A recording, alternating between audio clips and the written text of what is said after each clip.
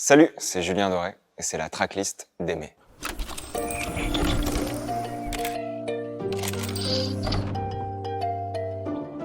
C'est le prénom de ma grand-mère et de ma mère. Et en même temps, c'est effectivement un mot de la langue française. Et quand tu t'amuses à dresser une liste comme ça de tout ce qui peut être encore aimé et eux, c'est assez fou de se dire que c'est finalement à chaque personne qui va d'abord voir ce prénom appliqué sur mon disque de se figurer sa propre liste de ce qu'il doit encore aimer dans ce monde-là, en dépit de ce contexte-là.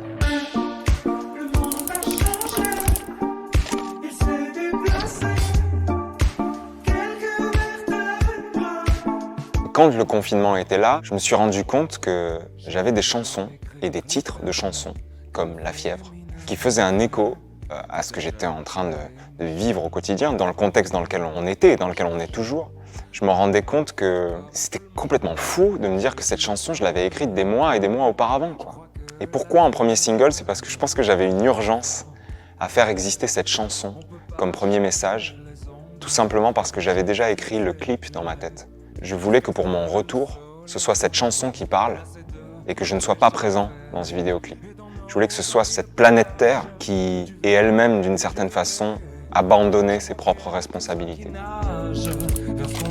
Il y a un couplet où je dis que même si ta colère transpire, te prends pas pour Barracuda, quoi. Même si t'es vénère beaucoup, te prends pas pour plus costaud que ce que tu n'es, parce qu'en fait, ça vaut pas la peine. Cette colère-là, globalement, utilise-la, transforme-la, digère-la et fais-en quelque chose. Et pourquoi Barracuda? Tout simplement cette ref à ma génération, maintenant que je suis un ancien, de l'agence Tourisque et de Barracuda, qui a fait partie de mon enfance et qui symbolise cette force absolue. Et voilà, ce petit clin d'œil.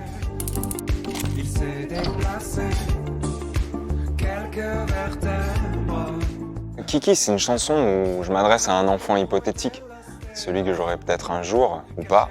Les enfants qui sont aussi autour de moi par moments, au travers de mes amis, de ma famille. C'est un message. Pendant toute la chanson, je m'adresse à cet enfant. Et effectivement, je lui dis que tout ça tient qu'à un fil qu'on a mal déroulé. Et je lui dis, tu sais, c'est la honte qui me sert de papier. J'ai dessiné ta tombe avant même de te bercer. Et je répète plusieurs fois dans cette chanson, il faudra que tu pardonnes, on était fatigués. Et à un moment, les voix d'enfants arrivent et me disent, on n'est pas fatigué. C'est une phrase toute simple, très utilisée dans les fêtes, dans les troisièmes mi-temps, dans ce qu'on veut, mais cette phrase hyper simple qui vient me couper la parole et me dire « Tu peux nous parler autant que tu veux de ta génération qui s'excuse, mec. Mais nous, on est là encore pour un peu de temps, et nous, on n'est pas fatigués. »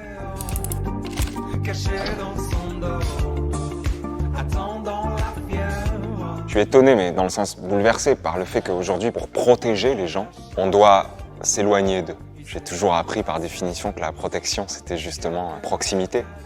La possibilité de protéger quelqu'un, c'était de l'envelopper de sa protection. Et aujourd'hui, la meilleure protection possible pour ceux qu'on souhaite protéger, nos anciens, nos parents, nos grands-parents, c'est d'être loin d'eux. Et c'est quelque chose qui me fait beaucoup réfléchir.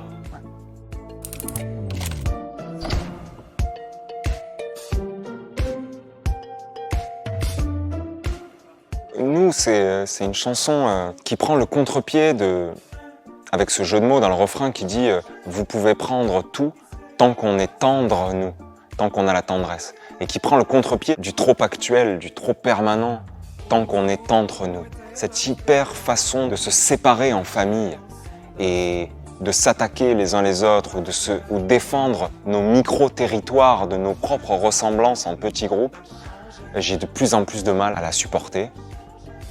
Je pense qu'elle est vraiment nuisible pour nous. Et le fait de chanter ce refrain-là avec les enfants, c'est une façon pour moi de me dire il y a quand même une armée de tendresse qui continue d'avancer et de se dire que là-dedans, il y a quand même une marche qui est encore possible vers un autre monde, je crois.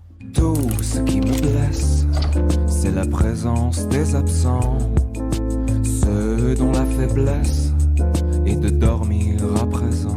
C'est C'est la première fois que je fais une chanson sur l'amitié. Globalement, toutes les chansons sur l'amitié que j'avais entendues jusque-là étaient plutôt joyeuses, justement. Les chansons sur l'amitié que j'ai pu écouter, elles portent l'amitié. Elles la défendent, elles la mettent en lumière comme quelque chose de magnifique. Mais dans l'amitié, il y a aussi la possibilité de perdre son ami, qu'il vous échappe. Et quand je dis qu'il vous échappe, c'est exactement aussi ce qu'on oublie quand on est ami avec quelqu'un, c'est qu'on oublie qu'on est responsable aussi de cette amitié. C'est-à-dire qu'on a tendance, quand on a un pote, une pote, de lui confier absolument tout, de se répandre parfois. Et c'est bien normal, vu que c'est notre ami, donc c'est normal qu'on lui confie tout ça. Mais ce qu'on lui confie, c'est un poids, c'est de la matière, c'est beaucoup à recevoir. Cette chanson, elle parle de ça. Elle parle aussi de la culpabilité de l'ami qui a trop oublié de prendre soin de cet ami à qui il a finalement beaucoup trop donné de lui, quoi. Quelques inclinages vers ce qu'on a déjà coulé.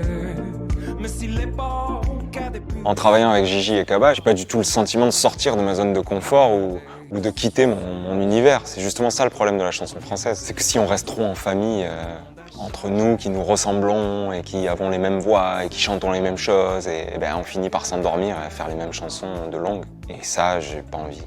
J'ai toujours fait des feats particuliers. Je me suis jamais posé la question de la génération. J'ai chanté avec Françoise Hardy comme j'ai chanté avec Christophe et comme je chante avec Gigi et Kaba. C'est pour moi la possibilité d'ouvrir vraiment les portes de ma petite maison, de mon petit univers, pour y faire rentrer une énergie nouvelle, le besoin de partager aussi avec justement ce qui ne rentrerait pas dans les bonnes cases de mon univers.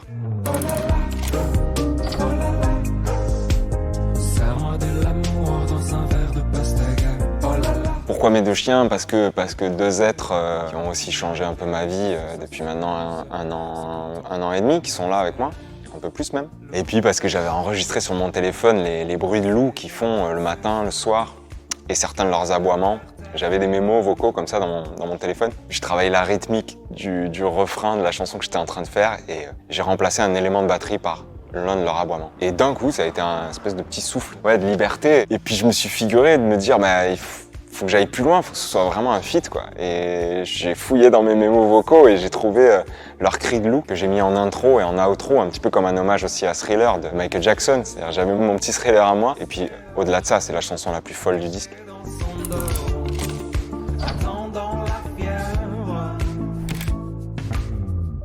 Lampedusa, dès son titre, instaure tout de suite ce dont je m'apprête à parler. Et c'est la seule chanson où le jeu narrateur n'est pas dans ma bouche, d'Européen privilégié qui exprime ses peurs sur le monde, ses questions sur demain. Mais ce jeu-là quitte ma bouche, quitte cette plage heureuse où je me situe, regarde l'horizon, traverse l'horizon, et ce jeu-là va se glisser dans celui ou celle qui s'apprête à faire le voyage vers nous. Et cette chanson raconte comment, au départ, ce voyage est plein d'espoir. Je dis dans ce matin trop chaud où nos larmes se font fines, où l'espoir rétrécit entre la corde et la cime, il y a nous. Plus la chanson avance, plus on s'approche et sur ce radeau bancal où les murènes s'écrasent, où le vent devient fou de ces flots cannibales, il y a nous. Et il y a des moments où dans la chanson j'exprime quelques-unes de leurs plages jusqu'au cou, quelques-unes de nos plages jusqu'au cou, lorsque l'eau monte. Et voilà, cette chanson a plein de symboles et elle est évidemment extrêmement importante, mais extrêmement pudique aussi dans les mots que je pourrais rajouter sur elle. C'est très compliqué pour moi d'en parler parce que pour moi ce texte dit tout de cette chanson.